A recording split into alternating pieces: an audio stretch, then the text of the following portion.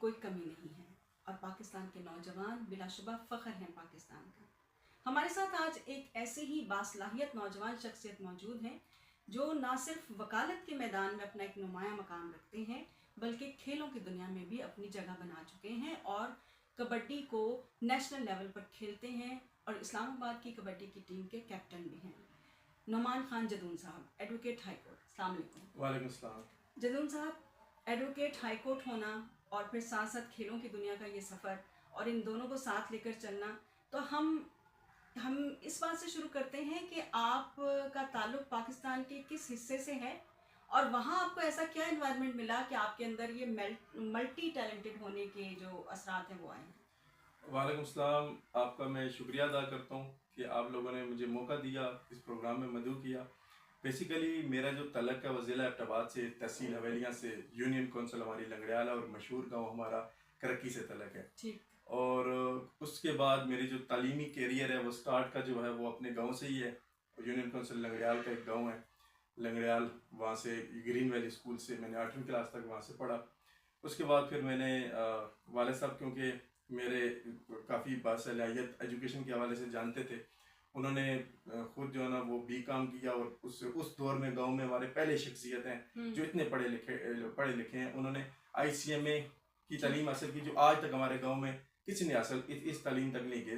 آج کل تو لوگ حاصل کر رہے ہیں لیکن یعنی تعلیم سے محبت جو ہے وہ آپ کو اپنے والد سے ملی ہے۔ جی والد۔ اور اس کے بعد جو خدمت کا جذبہ ہے، جو ٹیلنٹڈ ہے، میں اپنے اگر خاندان کا ذکر کروں تو میرے پردادا خان گامہ خان جن کا تعلق کرکی سے ہے اور وہ اپنے گاؤں کے اس دور کے پہلے خان بھی تھے، اور انہوں نے اپنے اس دور میں جو ان کے پاس صلاحیتیں تھیں وہ انہوں نے عہدہ رکھنے کے باوجود بھی، طاقت رکھنے کے باوجود بھی انہوں نے کمزور لوگوں کو ہمیشہ اوپر لایا اور ان کی حجرہ سسٹم کا افتتاح اس دور میں انہوں نے کیا اور غریب لوگوں کے ساتھ ہمیشہ ان کا اچھا برتاؤ تھا۔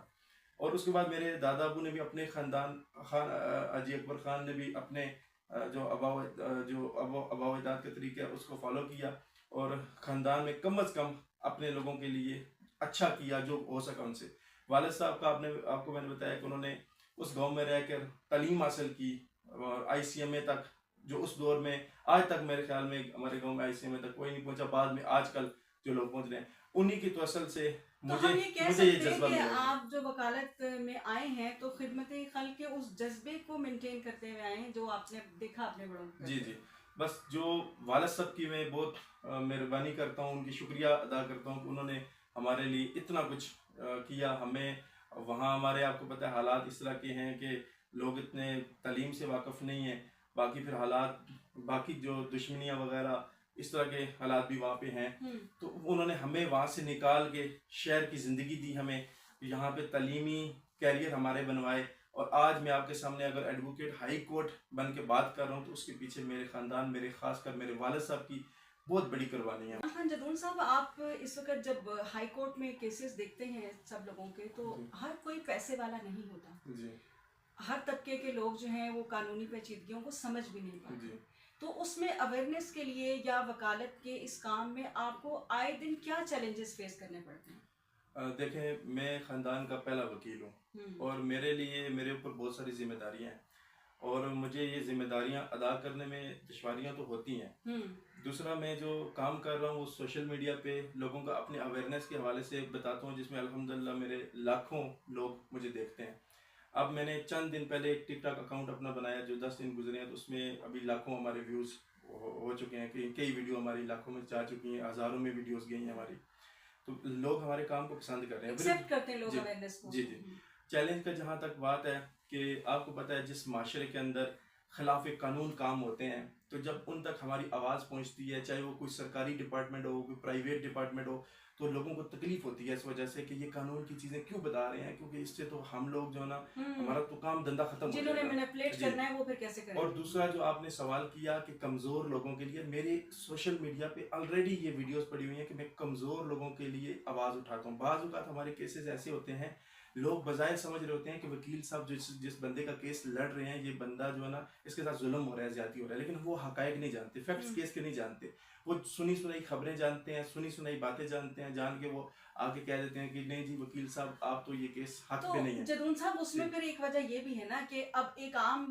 جو ناظرین ہیں یا سامعین ہیں جو بھی متاثرین ہیں وہ تو یہ دیکھتے ہیں نا کہ وکالت کے لیے دونوں طرف روسٹم کے ایک وکیل ادھر کھڑا ہے ایک ادھر کھڑا ہے. اب لازمی بات ہے کہ ایک بندہ حق پہ ہوگا اور ایک نہیں ہوگا تو وکالت تو دونوں کر رہے ہیں. بیسیکلی ہم نے فیکٹس کو دیکھنا پڑتا ہے. ٹھیک ہے. اب بعض اوقات ہوتا یہ ہے کہ میں حقیقت آپ کو یہ بات بتاتا ہوں 100% سچا وقوع ہوگا لیکن لوگ کیا کریں گے ایک وہ خاندان کا ایک لفظ ہے نا ہماری اپنی زبان کا کہ خاندان کا کن ٹوٹا جو ہوتا ہے نا وہ وقوع کرتا ہے لیکن خاندان کے سب سے جو پرسنالٹی والا بندہ ہوتا ہے اس کو نومینیٹ اس میں کر دیا جاتا ہے. تو وہ بیسیکلی تو جھوٹا ہو گیا نا مقدمہ. اصل کیا انہوں نے ہے بندہ ایک کو زخمی ہوا ہے یا اس کے ساتھ واردات ہوئی ہے لیکن جو واردات ہوئی ہے اس کی آڑ میں انہوں نے ہاں جی اس کے بعد گواہی ہماری ویسے دینا جو نا سچی گواہی ایک بنتی ہے لیکن ہوتا کیا ہے کہ ایک بازار کے اندر ایک وقوع ہوتا ہے تو ہزاروں لوگ دیکھتے ہیں لیکن کوئی گواہی دینے کے لیے تیار نہیں ہوتا. پھر جب وہ اس کے گھر کے جو لوگ ہوتے ہیں وہ دور دراز کسی علاقے میں بیٹھے ہوتے ہیں وہاں سے آ کے وہ ایک جھوٹی گواہی دے رہے ہوتے ہیں کہتے ہیں ہمارے سامنے. اسی میں ہم یہ ذکر بھی پھر کرتے چلے نا کہ جب کوئی بھی وقوع ہو جاتا ہے تو اس کے بعد اگر وہ جو مجرم ہے یا ملزم ہے وہ نہیں مل رہا تو پھر پولیس بھی تو تمام اہل خانہ کو بعض اوقات لے جاتی ہے نا تو پھر اس کا کیا کرتے ہیں. پولیس تو دیکھیں پولیس کا کوئی کام نہیں ہے کہ وہ جو جرم نہیں کر رہے چاہے وہ اس کا باپ ہے یا بیٹا ہے قانون تو اسی کو پکڑ سکتا ہے جس نے جرم کیا ہے. اس کے گھر والوں کے ساتھ اس کا لینا دینا نہیں ہے. لیکن میں جو نا آپ کو ماڈرن دور کی طرف جائیں دنیا یورپ انڈیا بلکہ اس چلا گیا آگے کہ وہ ماڈرن ڈیوائسز کو دیکھتے ہیں وہ اپنی سی سی ٹی وی کو دیکھتے ہیں وہ موبائل ریکارڈنگ CDRs ایک ایک لوکیشن آج کل مل جاتی ہے. تو آپ بنسبت کہ وہ یہی کہیں کہ یہ بندے نہیں دیکھا ہے نہیں آپ ماڈرن ڈیوائسز کے اوپر کام کریں اور باقاعدہ اس کو سسٹم کا حصہ بنائیں تاکہ جو نا انصاف ممکن ہو سکے. بالکل ایسے ہی ہے. تو انصاف صرف عدالت میں ہی نہیں بلکہ آپ جو کہ کھیلوں کے میدان میں بھی ہوتے ہیں تو کبڈی میں ایز کیپٹن کھیلنا ٹیم میں اور قومی سطح پر کھیلنا وہاں کیا چیلنجز دیکھتے ہیں. دیکھیں میرے لیے سب سے بڑی اعزاز کی بات یہ بھی ہے کہ میں خاندان کا پہلا نیشنل پلیئر ہوں. میں جب سکولنگ میں نے شروع کی تو ایک ملٹی ٹیلنٹڈ تو تھا لیکن راستے ظاہری بات ہے کیونکہ خاندان کا پہلا بندہ ہونا پھر دھکے کھا کے آگے جانا پڑتا ہے کیونکہ آپ کو کوئی اپرچونٹی دینے کے لیے تیار نہیں ہوتا. میں نے اسکولوں میں خود کبڈی جب گیم شروع ہوئی تو وہاں پہ میں نے اسٹارٹ کیا میں نے کھیلنا شروع کیا پھر وہاں سے لوگوں نے میرا کام دیکھا مجھے اچھا ان کو لگا. پھر ہم کالج میں جب میں ایچ کالج اسلام آباد میں پڑھتا تھا تو وہاں پہ باقاعدہ میں ٹیم میں 4 سال کیپٹن رہا. ٹیم نے مجھے کالج نے بہت موٹیویٹ کیا. وہاں سے پھر ہم نیشنل گیمز کے لیے بھی ہم جاتے تھے انہوں نے پھر ہمیں ترجیح دی. پھر ہم لاہور میں جا کے نیشنل گیمز کے لیے اسلام آباد میں ریسنٹ جو نیشنل مقابلے ہوئے وہاں پہ کھیلے ایز اے کیپٹن میں کھیلا. تو اس میں اور ابھی چیمبر لیگ میں بھی تھے آپ اسلام آباد چیمبر لیگ کا جو ریسنٹلی ایونٹ ہوا اس میں نے کروایا. میرے ساتھ ہزاروں نوجوان اس وقت ٹچ ہیں سپورٹس کے لیے ہزاروں نوجوان. آپ کسی بھی فیلڈ میں بولیں گے تو میں لے کے آؤں گا لیکن یہ ہے کہ ہمارے چیلنجز جو سب سے بڑے ہیں نا وہ سوال چیلنجز کا ہے. یہاں پہ کوئی بندہ اسپانسر کرنے کے لیے تیار نہیں ہوتا پیسہ لگانے کے لیے تیار نہیں ہوتا ٹورنامنٹ کو مینج کرنے کے لیے کوئی تیار نہیں ہوتا. سب کہتے ہیں کہ ہمیں بلایا جائے لیکن ہم کیسے بلائیں ان کو جب وہ موٹیویٹ اس کو ایونٹ کو نہیں کریں گے. جو آگے آنے والے نوجوان ہوتے ہیں نوجوان یہ چاہتے ہیں وہ لوگوں کو تو نہیں پتا ہوتا نا کہ وہ کتنی گراؤنڈ کے اندر محنت کرتے ہیں کتنا وہ اپنی صلاحیتوں کو گراؤنڈ میں لاتے ہیں. ان کو ترجیح دینے والا کوئی نہیں ہوتا. یہ چیلنجز ہوتے ہیں. کئی بار تو میں نے اکثریت ادائیگیاں خود کی ہیں کہیں سے میں تھوڑی بہتی لوگوں سے کچھ جاننے والے ہیں ان کو یہ کہا کہ یار کچھ نہ کچھ آپ ہمیں پرووائڈ کریں. لیکن جدون صاحب پھر بھی پاکستان کے نوجوان کی ہمت کو سلام ہے کہ ان تمام چیزوں کے باوجود نوجوان پیچھے نہیں ہیں کسی بھی میدان میں. آپ نے ہمیں وقت دیا اس کے لیے بہت شکریہ آپ کا.